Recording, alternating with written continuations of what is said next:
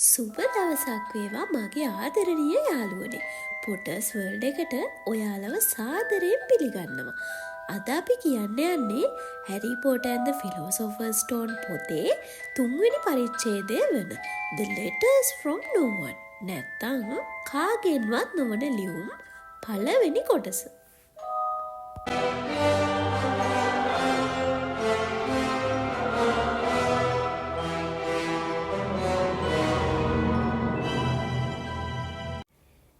කලින් කොටස පොඩ්ඩක් මතක් කළොත් සූ එකේදී උරග නිවහන ඇතුළේදී එතන හිටිය ලොකුම සර්පයා හැරිත් එක්ක කතා කළා වගේම ඌ හිටිය කුටියේ වීදුරු අතුරුදහන් වෙලා සර්පයා එතනින් පැනලා ගියා. මේ වුණ සිද්ධිය නිසා හැරි වගේම ඩඩ්ලි, පියර්ස්, අංකල් වර්නන්, ආන්ටි පෙටූනියා, උරග නිවහනේ මුරකාරයා වගේම සූ එකේ අධ්‍යක්ෂක පවා හුඟක් බය වුණා වගේම පුදුම වුණා. ඒ වගේ මෙතන හිටිය මිනිස්සුත් හොඳටම බය වෙලා සීසීකට දුවලා ගියා. අපි අද එතන ඉඳන් කතාව බලමු. සූ එකේදී සිද්ධ වුණ බෝවා කන්ස්ට්‍රික්ටර්ගේ පැනලා යාම නිසා මෙච්චර කාලෙකට හැරිට හම්බ වෙච්ච ලොකුම දඬුවම විඳින්න එයාට සිද්ධ වුණා. හැරි ආපහු කාමරෙන් එළියට එන දවස වෙද්දි සමර් නිවාඩුව පටන් අරගෙනත් තිබ්බා. ඩඩ්ලි එයාගේ අලුත්ම කැමරාව, අලුත්ම රිමෝට් කන්ට්‍රෝල් හෙලිකොප්ටර් එක කඩාගෙන තිබුණා. ඒ වගේම එයාගේ මෝටර් බයික් එක පැදගෙන ගිහින් ක්ලචර්ස් වලින් පාර පනිමින් සිටි වයසක මිස් ෆික්කි ඇඟේ හැප්පිලා එයාව බිමට වැටිලා තිබ්බා. හැරි ඇත්තටම සතුටෙන් හිටියේ ඉස්කෝලේ යන්න නැති එක ගැන. ඒත් එයාට ඩඩ්ලිගේ කල්ලියෙන් නම් ගැලවිල්ලක් තිබුණේ නැහැ. මොකද හැමදාම ඩඩ්ලිගේ යාළුවෝ එයාගේ ගෙදරට ආවා. පියර්ස්, ඩෙනිස්, මැල්කම් වගේම ගාඩන් මේ ඔක්කොම මෝඩයෝ තමයි. ඒත් එතන හිටිය ලොකුම මෝඩයා තමයි ඩඩ්ලි. ඒ වගේම කණ්ඩායමේ නායකයා තුනේ ඩඩ්ලි.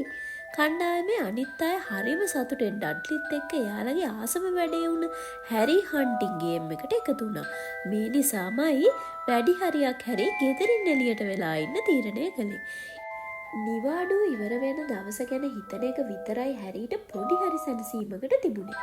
සැප්තැම්බර් මාසේ වෙද්දී හැරි ද්විතීක පාසලකට යන්න ලෑස්ති වෙන්න ඕනේ. ජීවිතේ පළවෙනි වතාවට එයාට ඩඩ්ලි නැති තැනකට යන්න පුළුවන් වෙනවා. මොකද ඩඩ්ලිව දාන්න ඉන්නේ අංකල් වර්නන්ගේ පරණ ප්‍රයිවට් ස්කූල් එකට, ස්මෙල්ටින්ග්ස්. පියර්ස් යන්න ඉන්නේ ඒ ඉස්කෝලේටම තමයි. හැරිව දාන්න ඉන්නේ ස්ටෝන් වෝල් හයි කියන රජයේ ඉස්කෝලේකට. ඩඩ්ලිට මේක ලොකු විනෝදයක් වුණා. ඔයා දන්නවද හැරි? ඒගොල්ලෝ ස්ටෝන් වෝල් වල පළවෙනි දවසේ ළමයින්ගේ ඔලු ටොයිලට් එකට ඔබනවලු.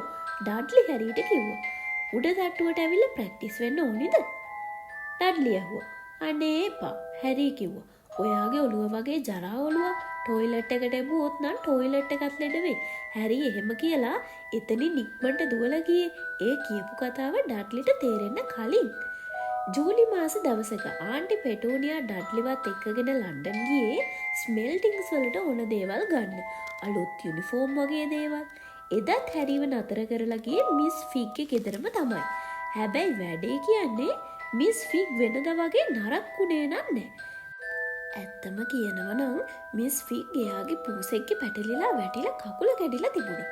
ඒ නිසාද කොහෙද එයාගේ පූස ටික ගැන වුණත් හැරිත් එක්ක වැඩි කියෙව්වේ නෑ. එයා හැරිට ටීවී එක බලන්නත් දුන්නා.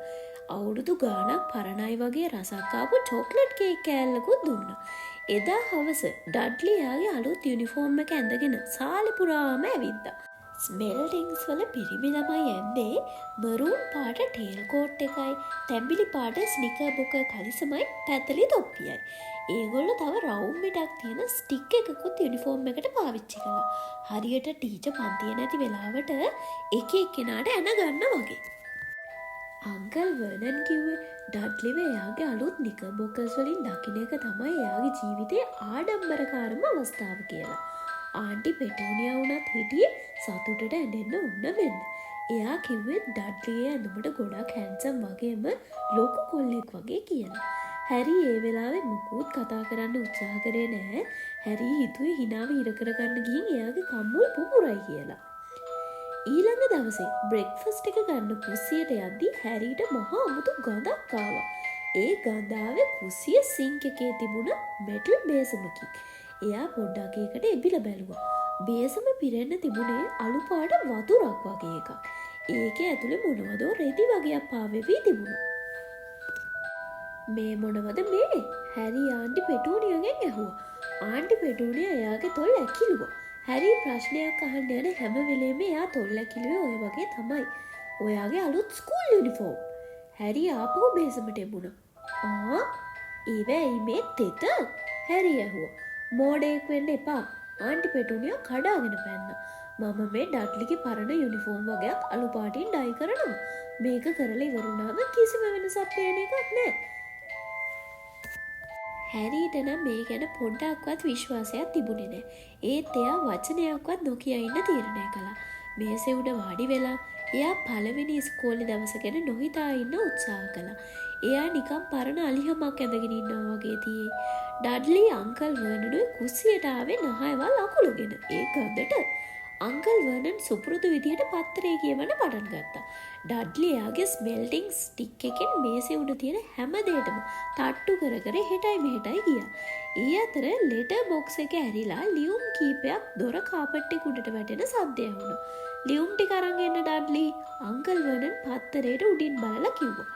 හැරිට කියන්න. ඩඩ්ලි කිව්වා. හැරි ගිහින් ලියුම් ටික ගේන්න. ඩඩ්ලිට කියන්න. ඩඩ්ලි ඔය කෝට්ටෙන් එකක් හැරිට අඩින්න අංකල් වර්නන් කිව්වා. හැරි ඩඩ්ලිගේ කෝටුපාරෙන් බේරිලා ලියුම් ටික ගේන්න ගියා. ලියුම් 3ක් පාපිස්ස උඩට වැටිලා තිබුණා. එකක් පෝස්ට් කාඩ් එකක් අංකල් වර්නන්ගේ අක්කා මර්ච්ගේ. එයා දුර පළාතකට නිවාඩුවකට ගිහිනුයි හිටියේ.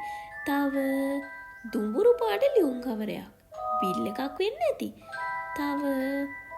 තව ලියුමක්. හැරිට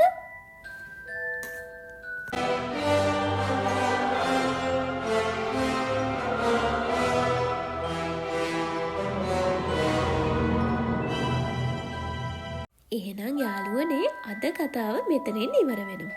ඔයාලා අපේ ඔඩියෝ බුක්ස් වලට කැමති නම් අපේ channel එක subscribe කරන්න වගේම අපේ videos වලට like, comment කරන්නත් අමතක කරන්න එපා. එහෙනම් අපි ඊළඟ දවසේ කාගෙන්වත් නොවන ලියුම් දෙවෙනි කොටසෙන් හම්බ වෙමු. එතකන් ඕගොල්ලෝ පරිස්සමෙන් ඉන්න.